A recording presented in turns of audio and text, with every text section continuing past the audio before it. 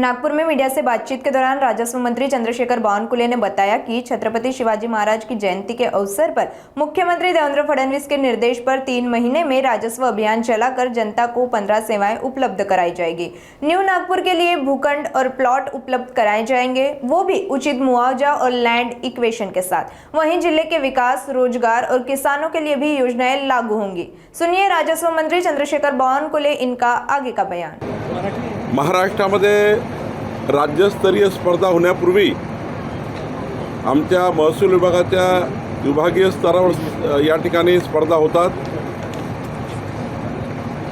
आमचे अधिकारी आणि सर्वच कर्मचारी वेगवेगळ्या स्पोर्ट्सच्या माध्यमातून त्यांनी त्यांच्या बालवयामध्ये, त्यांच्या तारुण्यामध्ये त्यांनी ज्या स्पोर्टमध्ये प्राधान्यक्रम मिळवला आहे तो खेळ अजून ते विसरलेले नाही आहेत आणि त्यामुळं वेगवेगळ्या पद्धतीच्या स्पोर्ट्स, क्रिकेट असतील, बॅडमिंटन असेल, स्विमिंग असेल, असे 8-10 स्पोर्ट या ठिकाणी महसूल विभागाने आयोजित केलेले आहे।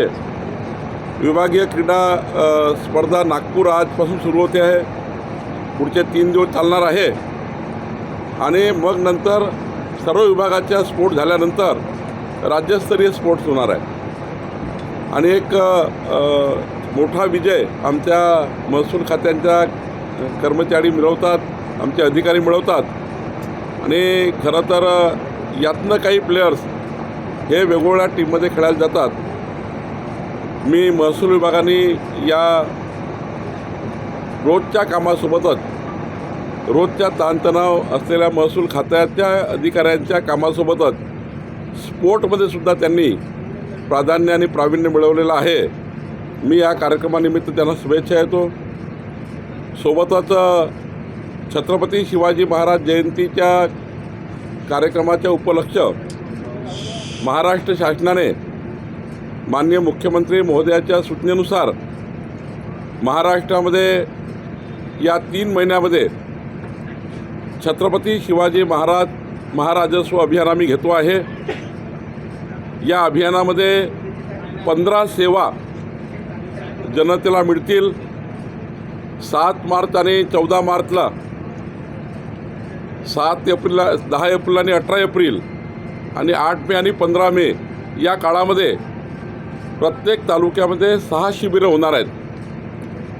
एका तालुक्यात 6 शिबिरं, प्रत्येक मंडळात 1 शिबिर होणार आणि या शिबिराच्या माध्यमातून जे काही निर्णय महाराष्ट्र सरकारने घेतले आहे, देवेंद्र फडणवीस सरकारने, आमच्या सरकारने जे काही निर्णय, येणे रद्द करण्याचा निर्णय असेल, सनद रद्द करण्याचा निर्णय असेल, या ठिकाणी तुकडेबंदी कायदा असेल, या सर्व कायद्यांनी ज्या लोकांना लाभ मिळणार आहे त्या लोकांना आम्ही या ठिकाणी मोठ्या प्रमाणावर व्यक्तिगत लाभ देणार आहोत।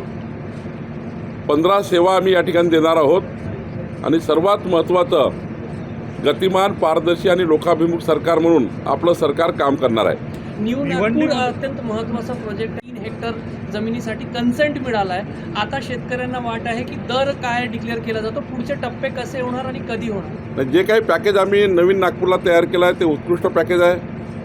आतापर्यंत कधी भूसंपादनानंतर त्यांना प्लॉट मिळायचे नाही, पण त्या नवीन नागपूरच्या कॉमर्शियल एरियामध्ये त्यांना प्लॉटिंग आम्ही देतो आहे, प्लॉट देतो आहे, दरही आम्ही देतो आहे आणि त्यांनी सर्वांनी जी काही माझ्यासोबत चर्चा झाली, माननीय मुख्यमंत्री मोदी अशी चर्चा झाली, जे आम्ही त्यांच्यासमोर मांडलं त्या आधारावर त्यांनी आता सर्वांनी कन्सेंट दिलेला आहे।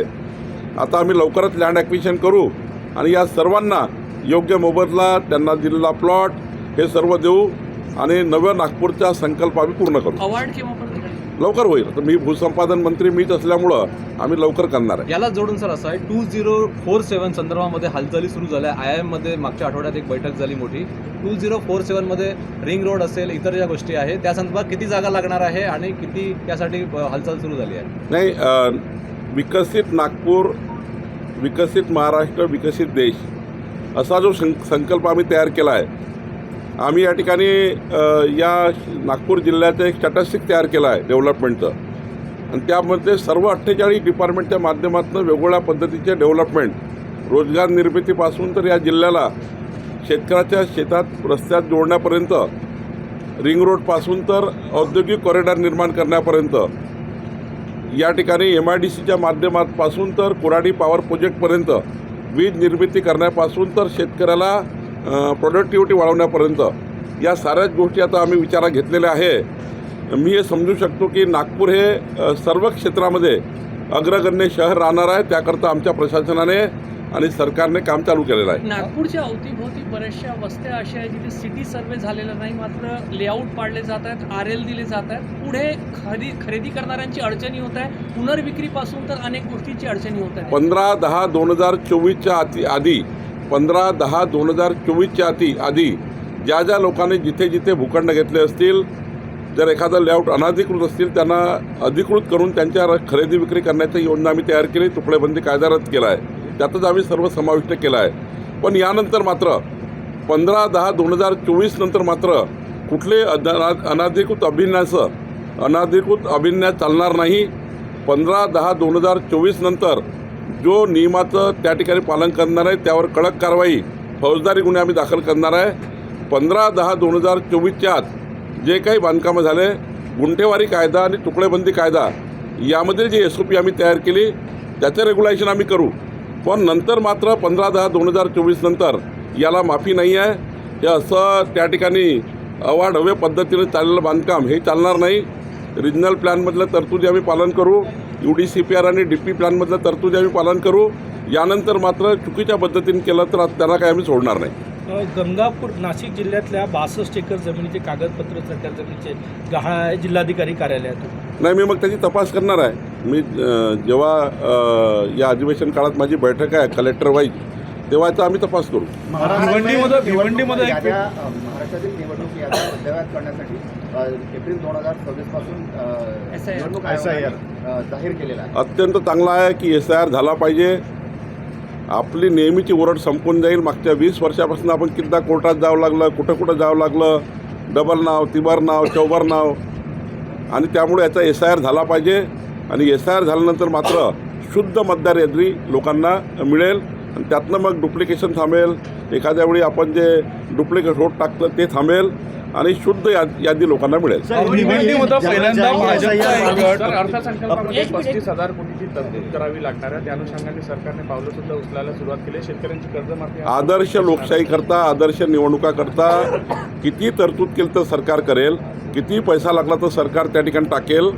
पण आदर्श मतदार यादी, आदर्श निवडणुका झाल्या पाहिजे, निवडणुका पारदर्शी झाल्या पाहिजे, भूमिका आमची आहे. म्हणून या ठिकाणी जो SIR निवडणूक आयोगाने लावलेला आहे त्या SIRला लागणारा पैसा सरकार उपलब्ध करणार आहे. सहकार बँका ज्या आहेत त्या शेतकरी कर्जमाफीबाबत डेटा गोळा करतायत महाराष्ट्रामध्ये. सरकारनं हालचाल सुरू केली का काय सांगतो? नाही, सहकार कायद्याअंतर्गत जे लोकांची पिळवणूक झाली आहे शेतकऱ्यांची, ती पिळवणूक झाली आहे त्या शेतकऱ्यांना रिलीफ देणे आणि पुढच्या काळामध्ये आपल्या गरीब शेतकऱ्याची फसवणूक होणार नाही काळजी घेणे. आणि जे गरीब शेतकरी ज्यांना कर्ज आहे त्यांच्यावर ते कर्ज एकतर ज्यांची गरज आहे कर्जमाफीची, जो शेतकरी आत्महत्येकडे जातो आहे, ज्या शेतकऱ्यांची आत्महत्या होऊ दे असं सरकारला वाटतं आहे, होऊ देऊ नये, त्या सर्व शेतकऱ्यांची यादी आम्ही बोलवतो आहे. सोबतच सहकार खात्याकडनं काही लोक लुटल्या गेले आहे का शेतकरी, जसं नागपूरमध्ये 1200 कोटी रुपयाचा भ्रष्टाचार झाला NDCC बँकेत, तसे भ्रष्टाचार होण्याची काळजी सरकार करत आहे. समितीचा अहवाल तुमच्याकडे आमंत्रणाकडे सादर होईल आणि त्याच्यात काय आहे नेमकं हे जनतेला कधी कळेल? खारगे समितीचा रिपोर्ट माझ्याकडे आला आहे. माननीय मुख्यमंत्र्यांशी मी आज चर्चा करणार आहे आणि खारगे समितीचा रिपोर्ट आपल्यापर्यंत आणि जनतेकडे कसा पोहोचेल याची लवकरच काळजी करणार आहे. त्या रिपोर्टमध्ये क्लीन चिट दिली अशी चर्चा. जर रिपोर्टचा लिफाफा अजून उघडला नाही आहे तर तुम्हाला कसं कळलं? लिफाफा माननीय मुख्यमंत्र्यांची चर्चा करून जो सीलबंद लिफाफा आहे तो माननीय मुख्यमंत्री कार्यालयात द्यायचा की माझ्याकडे तो त्याची प्रोसेस करायची हे ठरणार आहे. ते ठरल्यानंतर तो सीलबंद लिफाफा मी उघडणार आहे. भिवंडीमध्ये महापौर पदाधिकारी भाजपच्या बंडखोर गटाला काँग्रेसने पाठिंबा त्याच्याबद्दल मी नंतर बोलतो.